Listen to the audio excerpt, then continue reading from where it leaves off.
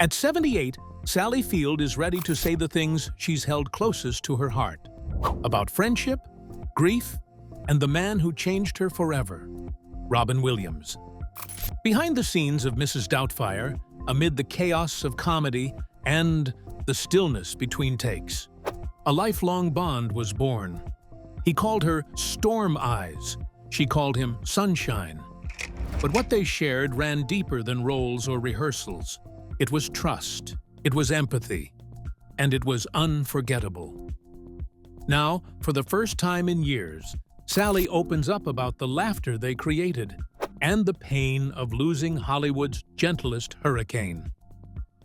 A chance casting, how Mrs. Doubtfire brought them together. In 1992, Sally Field stepped onto the set of Mrs. Doubtfire expecting just another warm-hearted family comedy. She had no idea she was about to begin one of the most meaningful relationships of her career and her life. Field was cast as Miranda Hillard, a recently divorced mother navigating the fallout of a fractured family. When producers announced Robin Williams would play Daniel, the eccentric father-turned-nanny, the chemistry was instant. Their very first table read sparked what crew members would later call comedic electricity. Williams, true to form, went off script almost immediately. Field didn't just match him, she danced with him, rhythm for rhythm, laugh for laugh. That kind of synchronicity can't be faked. Director Chris Columbus knew something rare was unfolding. He encouraged their improvisational flow, often reshaping scenes based on their energy. Field, a dramatic actress by trade, found herself sharpening her comic instincts. "Robin made you listen with your whole body," she later said. "You had to, or you'd miss the moment." What started as scene work evolved into something deeper. They gave each other nicknames on set. Williams called her Storm Eyes, while she called him Sunshine. It wasn't just cute banter. It was a coded language of mutual trust in a high-pressure environment. The bond forming wasn't scripted. It was real, and it would carry them through joy, grief, and everything in between. Lightning in a bottle. Robin's improvisational genius. If Sally Field brought the grounded emotion, Robin Williams brought the storm. Every take on Mrs. Doubtfire was different. Williams didn't repeat himself, not once. What started as a two-camera setup quickly became a logistical ballet. Takes tripled in number because he couldn't stop spinning gold. Behind the camera, the crew began keeping a laugh log, ranking his best ad-libs from each day. Some would end up in the film. Others were lost to time, but would later inspire the 2001 stage musical adaptation. It wasn't just comedy. It was history in the making. Field adjusted her style just to keep up. "You had to surrender to him," she later recalled. "He wasn't just acting, he was composing." Williams could rewrite a scene in real time. He made chaos look like choreography. But behind the laughter was discipline, vulnerability, and care. And Field saw it all, up close. A courtroom and a phone call. Tragedy strikes on set. It was supposed to be a pivotal filming day, the courtroom custody scene. Instead, it became something far more personal and tragic. That morning, Sally Field received a call that shattered her. Her father had died of a sudden stroke. Determined to push through, she showed up on set, script in hand, grief buried beneath makeup. But Robin noticed. During rehearsal, he saw her hands trembling. Without a word, he halted everything. He took her gently by the arm, escorted her to her dressing room, and told the crew, "We stop today. The show can wait. Real life won't." Williams didn't just offer sympathy. He took action. He insisted the studio rearrange the schedule and cover all costs. He sent daily catering to Field's home. He bought plane tickets so her siblings could join her. He left handwritten notes beneath her door each night. Quiet check-ins, never intrusive, always kind. In a town that thrives on timelines and ego, Robin made space for her to grieve. Later, 20th Century Fox quietly added a bereavement clause for child actors, at Robin's urging. His empathy had ripple effects that outlived the film. Field never forgot it. Quiet compassion behind the chaos. On screen, Robin Williams was chaos in motion, rubber-faced, shape-shifting, manic brilliance. Off-screen, he was something quieter, more profound. While Mrs. Doubtfire showcased his explosive energy, it was the gentle gestures that revealed his soul. The ways he supported Sally during her grief weren't PR moves. They were deeply personal acts of kindness. Every day, a note. Every week, a gesture. He remembered birthdays, asked about her sons, and always, always made time.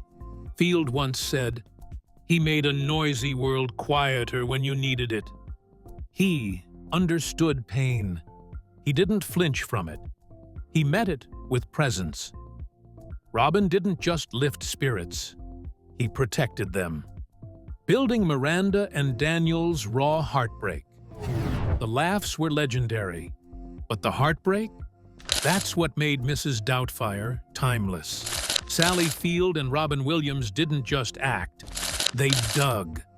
Before filming the emotional scenes, they shared personal divorce stories. They built Miranda and Daniel not as caricatures, but as two people who once loved deeply and now lived apart. Director Chris Columbus captured their kitchen argument in one take. No cuts, no safety net. Robin dropped the comedy. He let Daniel's sorrow rise to the surface. Field responded with real, unscripted tears. It was the film's beating heart. The moment that said, this was never just about a nanny in a dress. And it was real. Every second. On-screen children, off-screen family. Behind every scene in Mrs. Doubtfire was something deeper than performance. It was a found family in the making. And at the core of that warmth were Robin Williams and Sally Field. Two veterans who treated their young co-stars not as extras, but equals. Robin took initiative, organizing weekly Saturday improv workshops for the child actors. Lisa Jacob, Matthew Lawrence, and Mara Wilson.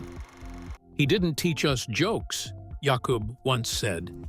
He taught us presence. Sally offered her own brand of mentorship, helping Lisa balance teen fame with real life, encouraging her to stay in school and stay grounded. During Thanksgiving in Vancouver, the entire cast ditched studio catering and celebrated as a family. Robin cooked. Sally brought the pies. There were no handlers, just heart. That weekend, the two stars donated their per diem leftovers to local shelters in the names of the child actors, without publicity or fanfare. At the end of filming, Field gifted Robin a framed cast photo, hand-labeled "Our Real Life." It wasn't a wrap gift. It was a confession of what they'd built together. Something real. Post-production bond. Editing room and awards. Season. Once the filming wrapped, the real fight began. Preserving the soul of Mrs. Doubtfire. Sally and Robin attended early rough-cut screenings together, trading scene notes, often laughing and crying in the same breath. When 20th Century Fox released a marketing plan that emphasized only the comedy, both actors pushed back. "We didn't make a clown movie," Sally reportedly told executives. "We made a mirror." The two went on a press junket that became legendary for its 30-minute unscripted riffs. But beneath the humor was tension. Robin worried about the Golden Globes placing the film under comedy musical, a label that, in his view, undermined the emotional truth. After winning the award, Robin and Sally visited a pediatric hospital in full Doubtfire drag before attending the after-party. "This is the only red carpet that matters," Robin whispered. Private support. During public battles. Not every chapter of Sally Field and Robin Williams' friendship was scripted with laughter. Some of the most important moments happened off-screen, in the quiet shadows of personal struggle, where fame faded and only humanity remained. In 1995, on a cloudy morning at a studio lot in Los Angeles, Robin approached Sally between takes. His voice trembled. His eyes, usually darting with mischief, were heavy. "I'm scared, Sal. I think something's wrong with me." That was the moment he first opened up about what he feared might be bipolar disorder. "I feel like I live on two planets, and I can't remember which one I'm waking up on." Sally didn't flinch. She didn't minimize it. She didn't pivot the conversation. Instead, she sat with him, both metaphorically and literally, helping him name what he was experiencing. Over the next few months, she quietly arranged consultations with leading mental health specialists, shared books and papers, and even attended sessions with him when schedules aligned. When he spiraled into doubt, she steadied the orbit. Robin later told a friend, "She didn't try to fix me. She held the space where I could begin to fix myself." Years later, the tables turned. When Sally was diagnosed with osteoporosis, she didn't tell many people. She feared being labeled, boxed in, dismissed. But Robin found out, and he refused to let her retreat into silence. "Use your voice. It makes science matter. It makes people listen," he told her. "Let them hear it in your laugh. That's where the healing hides." He offered her a segment during his comic relief charity special, not to lecture, but to share, to laugh through the fear. And she did.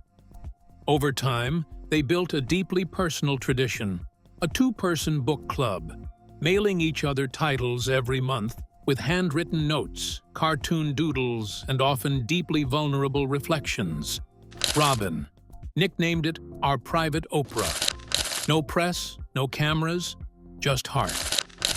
In 2002, as Robin was preparing for his long-awaited Broadway debut in Weapons of Self-Destruction, nerves got the better of him. On opening week, while he was deep in rehearsal, someone slipped into the wings and said, "Storm Eyes is here." It was Sally. "Thought you could use your storm eyes today," she smiled, referencing the nickname he'd given her years earlier for the fire in her gaze. Robin broke down in her arms. For 20 years, they kept one unshakable vow. First call after any major life event.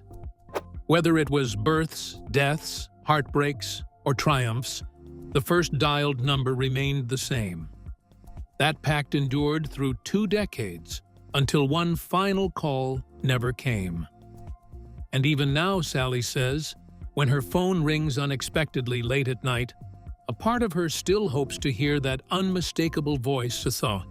"Hey, sunshine, I'm on your planet today." 2014. The unthinkable news. August 11, 2014. Sally Field was on the set of a new television pilot when her phone buzzed. Not a call, but a whisper from her agent, who had just stepped onto the lot. "Robin is gone." She didn't respond. She couldn't. In that moment, the world seemed to narrow. A deep, disorienting silence fell over her. The production lights around her dimmed into irrelevance. She stood still, letting the weight of those words sink in. Not just as a colleague, but as a friend who had shared a lifetime's worth of laughter, grief, and gentle rebellion. Without finishing the day's shoot, Sally packed her things and boarded a flight to San Francisco, where Robin's family was holding a private memorial. She wasn't on the program. She didn't prepare a speech. What she brought with her instead was a trembling hand and a napkin on which, during the flight, she scratched out what would become one of the most quoted eulogies from the service.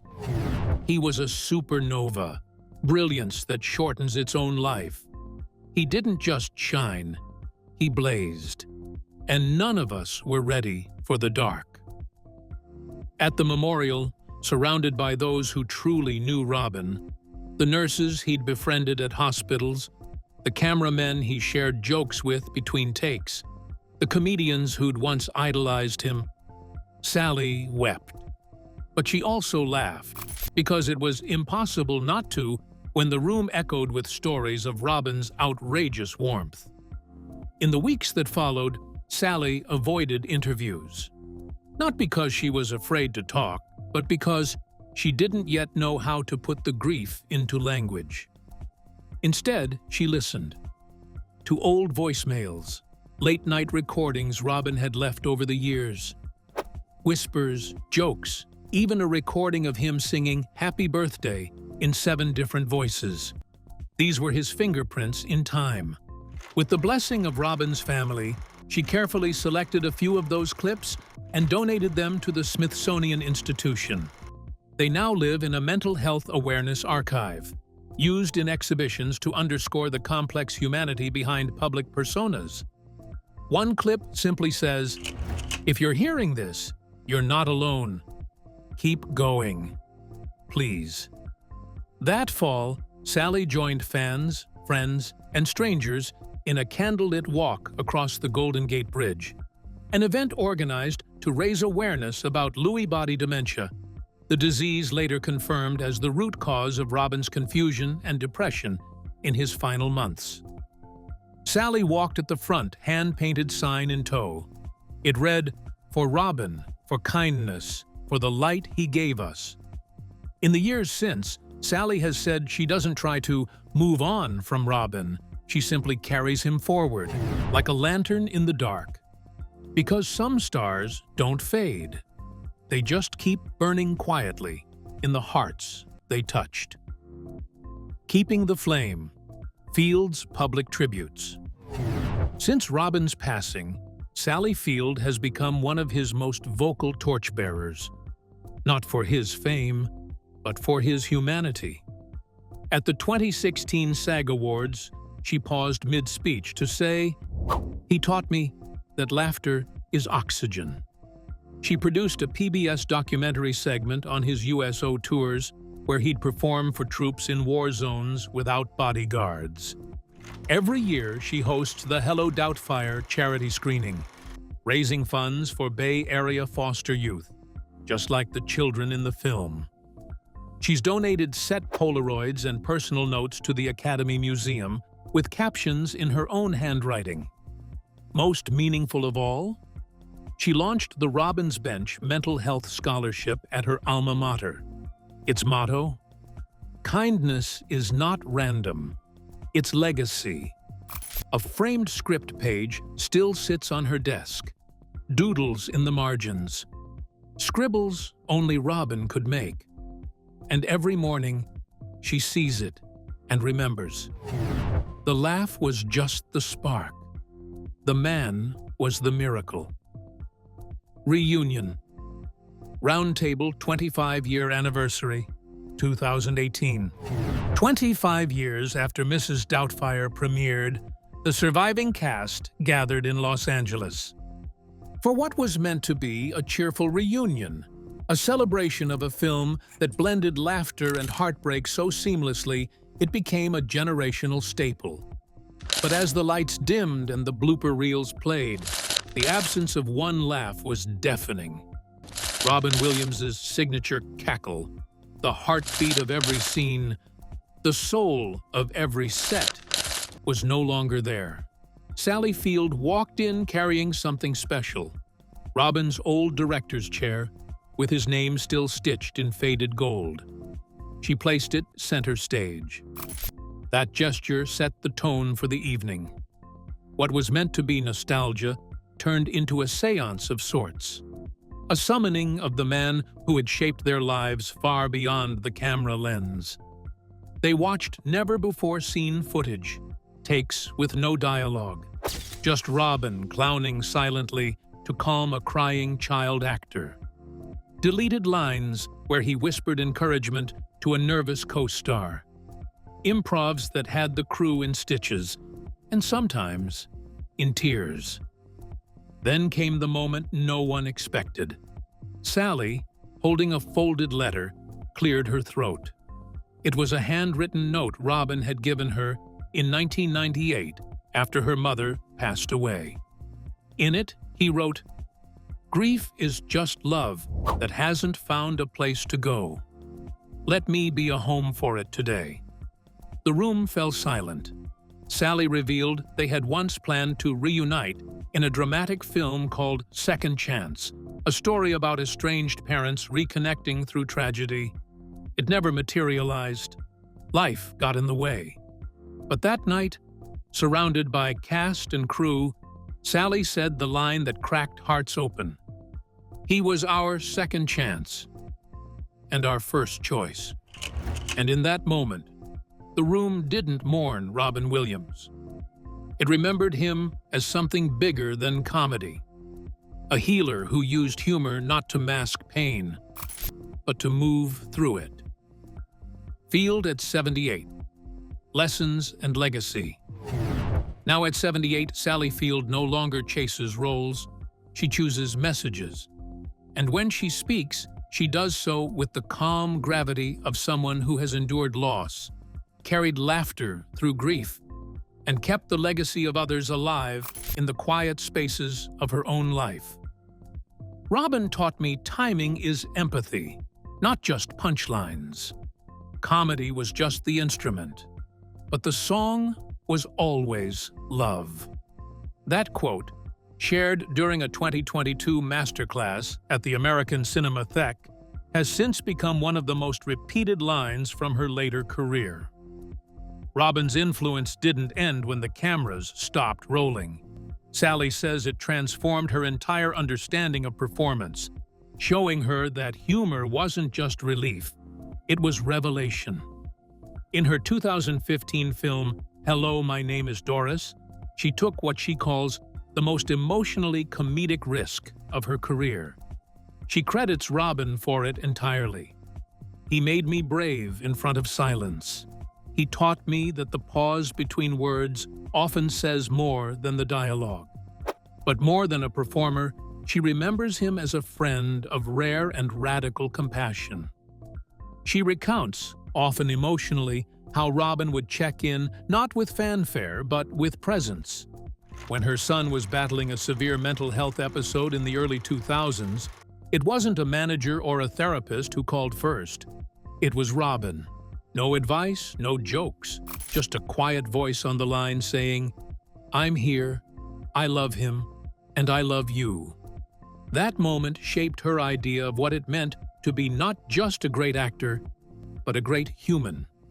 Today, she mentors young actors to prioritize presence over perfection. In her words, your legacy isn't in awards. It's in how you made people feel between takes. When the crew remembers you, that's the real Oscar. She often returns to the original Doubtfire script, kept safe in her home office. One page in particular rests framed beside her writing desk, a scene with scribbles in the margins. Robin's handwriting trails the edges, doodles of hearts, cartoons of Daniel in disguise, and quick notes like "Miranda deserves better" and "Daniel loves them too much to quit." Sometimes she reads them aloud just to hear the rhythm of his mind again. He wasn't just improvising, he was revealing. Every joke had truth in it. Every line had love.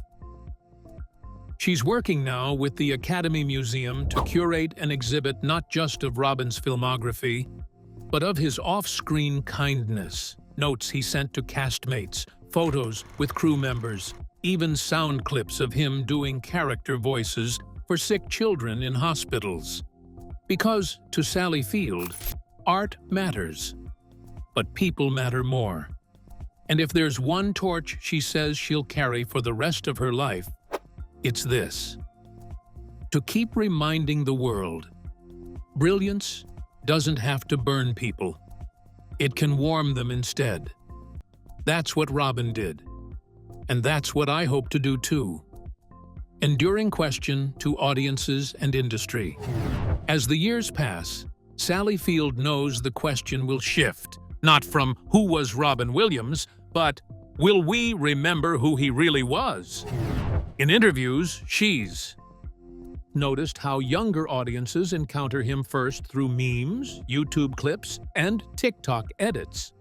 While the joy is still there, the depth sometimes gets lost in the punchline. He wasn't just funny. He was ferociously present and painfully aware. That's what made him brilliant, she insists. She's called on streaming platforms to do more than recommend his hits. Create curated tributes. Show the raw interviews, the stand-up where he stumbled, the moments when he looked tired, but still showed up. To film schools, she offers a challenge. Teach Mrs. Doubtfire not as just a comedy, but as a masterclass in emotional duality. It's one of the few films where grief wears a wig and joy wears a mask, and both are real. Sally has also lobbied award organizations to create a humanitarian impact in production category, something Robin would have quietly qualified for again and again. Because in the end, she says, we lose legends when we flatten them into laughter. The final message she gives to audiences, fans, and especially the next generation of artists: remember the man, not just the laugh track. Carry the kindness forward. And in that, Robin Williams lives on. Sally Field's voice quivers, not with sadness, but with reverence. Robin isn't just a memory to her. He's a presence, a pulse. Carry the kindness forward, she says. Because beyond the jokes and the genius, Robin Williams left us something eternal. A blueprint for compassion in a world that still needs it.